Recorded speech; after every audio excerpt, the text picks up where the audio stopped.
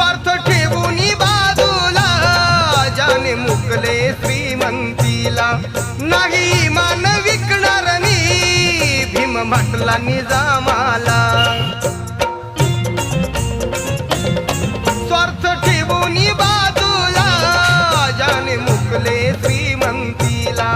नाही मान विकणार मी भीम म्हटला निजामाला तत्व बुद्धाचे शेवट तो अनुसरतो